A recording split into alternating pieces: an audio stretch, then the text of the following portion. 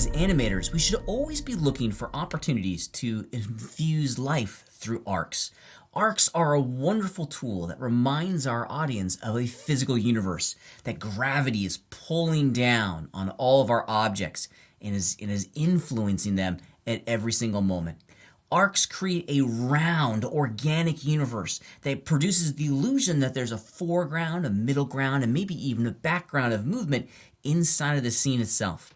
We want to be able to infuse our objects with as many arc movements to create that grand illusion of depth, even on something as simple as the ball bouncing across an obstacle course in here in our little scene. So let's explore what I've created so far and infuse some arcs to give us a little bit more movement, because arcs should be applied to everything. We don't want our objects to move in straight vectors and straight lines. The moment things start going in straight lines, it starts to feel very robotic and flat. As animators, this is the cool thing about our job, is that we get to bend reality ever so slightly. We don't want to bend it to a point where it then becomes something silly and unbelievable, but we can infuse a couple more arcs in here to give us the outcome that we're after. Okay, let me show you what I'm talking about. I got a little ball here, and I spent some time with the grease pencil tools, just very quickly, just applying a whole series of strokes and then editing those strokes to give me the result that you see on the screen here. This first arc is pretty cool. I like it. It's got some good stuff in here. Let me just run over into object mode, select my grease pencil, and then immediately go back into edit mode so we can look at this arc. Now, as I was working with this arc, I tried to get the points, or I tried to get 3 points along this curve. A start, a middle point, and then of course there's one down here at the bottom. Let's talk about this middle point, because in every sense, this is going to define the weight of our character. Now, as the object moves forward, it's going to leave this first platform and it's going to be pulled down to good old Mother Earth. Well, it's not going to be pulled down at a constant rate, thus the arc. So be mindful of where that arc is going to be. We can create a real intense illusion of weight. Let me just change the handle type to free. So if we did something like this, now the arc here is so flat and so narrow that we're getting a much different illusion. Let's see if I can... Yeah. Now it looks like the ball is much heavier. So the size of the slope, the size of the arc is gonna very quickly establish the weight of our object. Objects that are real heavy can have shallower arcs. Objects that are lighter can have much larger arcs. So we've got to kind of determine the weight of that. Let the V key, V is in Victor. I'm going to go back to automatic. I like this automatic keyframe type because it keeps the handles tangent to each other. A real important key when designing real smooth arcs. Okay. Now I'm going to just jump over into object mode just for a moment. And I'm going to analyze my little arc here, and I'm going to look for a couple of important ideas. I want to make sure that the arced movement doesn't really truly begin until after the platforms. That's an important idea. And I want to try to make it arced throughout the entire curve itself. I don't want it to flatten out right here, because if this was a real object, it wouldn't be traveling along an arc and then automatically just, instantly go flat. So this is pretty okay. Let's go back into edit mode. I'm on my vertex selection system, and I think I'm just going to continue to massage this a little bit.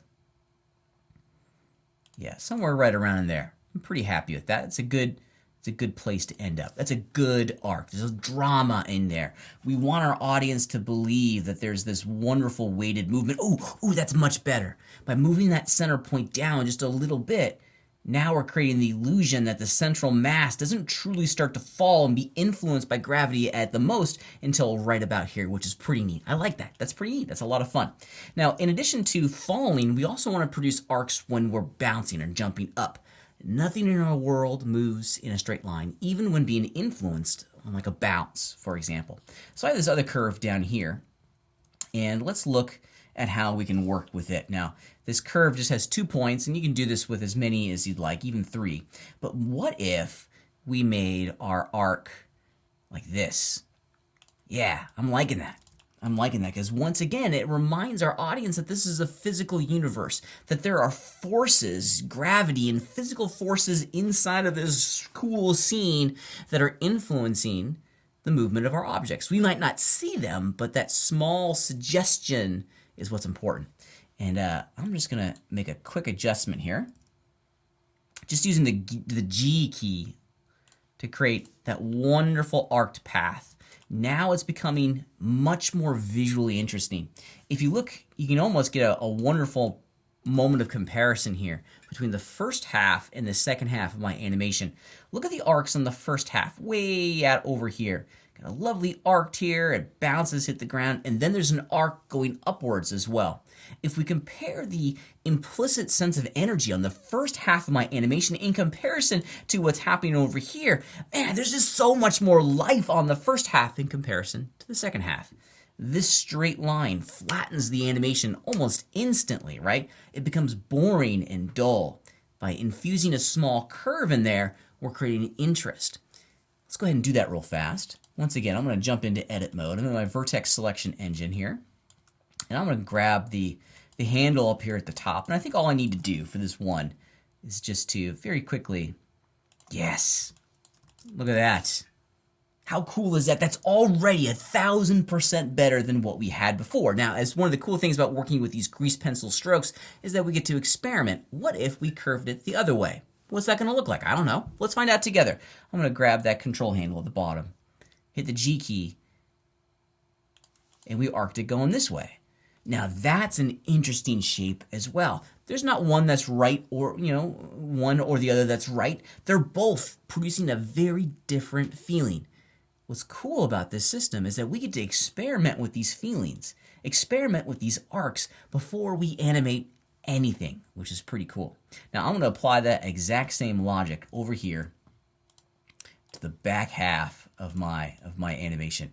Now I like this arc going this way, but as it goes up, we don't want it to move in a straight line, right? So maybe we want it to be arced going this way, which will allow us to, create a much different feeling. And this is an area where we get to continue to experiment with. We can go in, we can change the height of that slope, but we always want to make sure we're producing arcs. There are no straight lines in the movements that we create. Everything gets an arc, which is going to create this wonderful sense of implicit depth and energy and excitement that is just going to be completely absent if everything's working in straight lines.